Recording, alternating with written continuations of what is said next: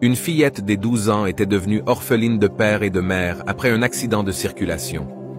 Un an après l'enterrement, la petite sœur de sa maman la maltraitait grave et jusqu'à la traiter d'une sorcière. Or, la fillette, depuis le vivant de ses parents, craignait Dieu et elle chantait à la chorale. Vu la souffrance de la sœur de sa maman, elle était obligée de descendre à la rue comme Phasée et elle avait fait 6 ans dans la rue. Quelle douleur! Elle faisait que pleurer durant toute sa vie et une nuit, elle pria Dieu en disant « Seigneur, il est écrit que tu es le père des orphelins, et pourquoi je souffre depuis tout ce temps dans la rue et tu ne fais rien pour moi? Que est-ce que mes parents t'avaient fait?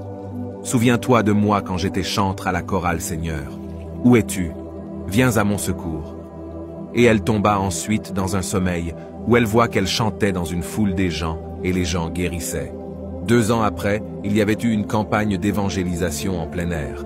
Le pasteur américain qui prêchait, à la clôture de la campagne, parla au micro en disant « Dieu fera des choses aujourd'hui.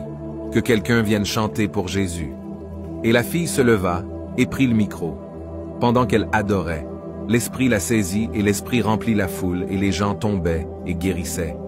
Or, le pasteur américain n'avait qu'un seul fils âgé de 23 ans qui était né aveugle. Malgré sa fortune, il ne trouvait pas de solution pour son fils, et pendant que la sœur adorait, l'Esprit la conduisit jusque-là où était l'aveugle, et en le touchant, l'aveugle recouvra la vue. Le pasteur s'agenouilla devant la fille, lui donna la clé de sa Jeep et remercia Dieu avec la foule qui était guérie pendant qu'elle adorait. Après, le pasteur l'amena aux USA, et plus tard, elle se maria avec le fils du pasteur et tous deux servirent Dieu. Les voies de Dieu sont impénétrables. Qu'il en soit ainsi pour toi.